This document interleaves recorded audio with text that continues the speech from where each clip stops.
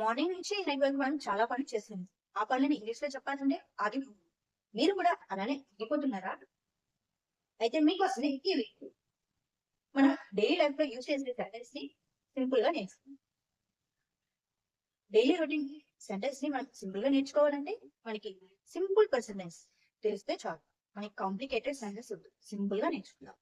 ఆ సెంటెన్స్ నేర్చుకునే ముందుగా నేను బీమ్ ఫార్మ్స్ ఈస్ అవర్ అవి ఎక్కడ వాడాలి అని నేను లాంగ్ వీడియో చేశాను. ఆ వీడియో లింక్ ని ఈ వీడియో డిస్క్రిప్షన్ లో ఇస్తాను. మీరు కూడా వెళ్ళి ఒకసారి చూడండి. ఈ రోజు మనం టాపిక్ లోకి వెళ్తాం. Daily routine sentence. Daily routine sentence అంటే ఏమిటి? మనం రోజు వాడే పనుల గురించి చెప్పేదాన్ని మన సెంటెన్స్ అంటే. I wake up early. I wake up early అంటే నేను పొద్దున్నే నిద్రలేస్తున్నాను అని చెప్తున్నాను. I brush my teeth. నేను బ్రష్ చేస్తుంటాను ప్రతిరోజు. నేను బ్రష్ చేస్తుంటాను అనే దానికి ఐ బ్రష్ మై టీత్ అని చెప్పాను. I make tea. నేను టీ రెడీ చేస్తానని చెప్పాను కదా. I prepare breakfast. నేను టిఫిన్ రెడీ చేస్తాను. I cook food. I clean the house. I wash the clothes. I go to market. నేను మార్కెట్ కి వెళ్తాను. మార్కెట్ వెళ్ళి ఏమి తీసుకుంటాం? ఏదైనా వెజిటేబుల్స్ అవి కాబట్టి అప్పుడు I by vegetables. I help my children. నేను మా పిల్లలకి హెల్ప్ చేస్తానని చెప్తాం కదా, అలాంటప్పుడు ఐ హెల్ప్ మై చిల్డ్రన్ అని చెప్తాం. సపోజ్ మీరు చిల్డ్రన్ కే కాకుండా మీ హస్బెండ్ ఇంకెవరైనా హెల్ప్ చేస్తున్నప్పుడు I help my husband. I help my friends. ఈ విధంగా మ్యాచ్ చేసుకోవాలి. I finish my work. నేను నా వర్క్ అంతా కంప్లీట్ చేసుకున్నానని చెప్తాను. I take rest. నేను ఇప్పుడు విశ్రాంతి తీసుకుంటున్నాను అని చెప్తాను. I talk to my husband.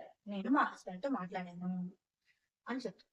ఇప్పుడు సపోజ్ హస్బెండ్ అనే కంటే ఇంకెవరైనా మాట్లాడినప్పుడు కూడా I talk to relatives. I talk to neighbours. ఈ విధంగా చెప్పచ్చు. I watch TV. నేను టీవీ చూస్తున్నాను. I drink tea.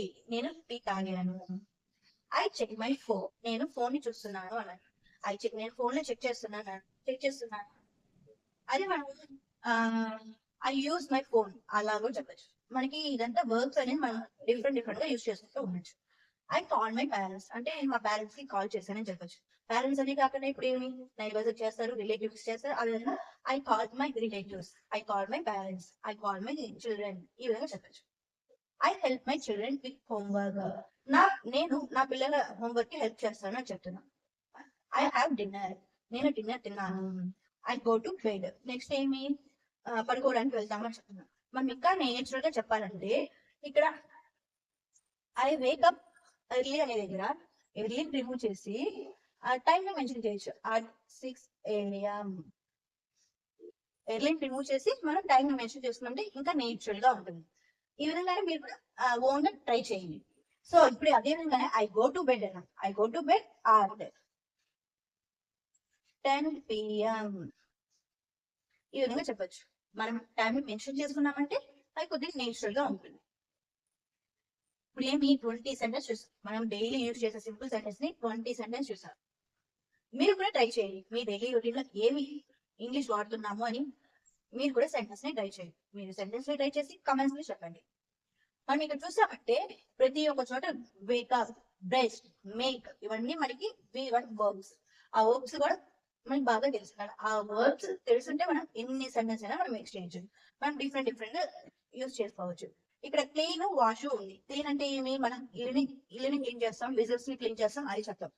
అదే మనము గోడల్ని ఉతికేటప్పుడు మనం క్లీన్ అని చెప్పకూడదు, వాష్ అని చెప్పాలి.